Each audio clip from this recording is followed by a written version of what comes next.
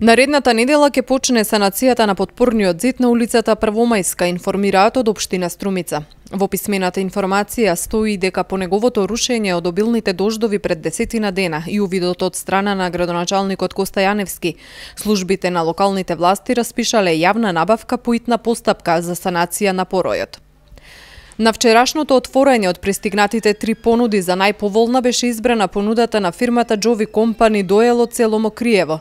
Со оваа фирма договорот ќе биде склучен на 19 декември, откако ќе поминат сите рокови за жалба, пошто ќе започне санацијата, а рокот на изведба е 30 дена.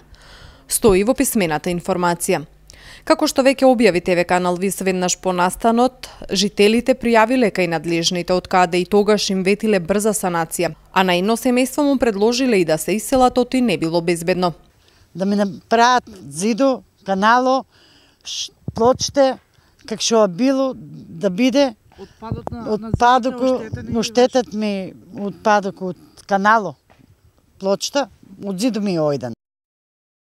Санацијата на поројниот канал треба да го реши проблемот стар 25 години.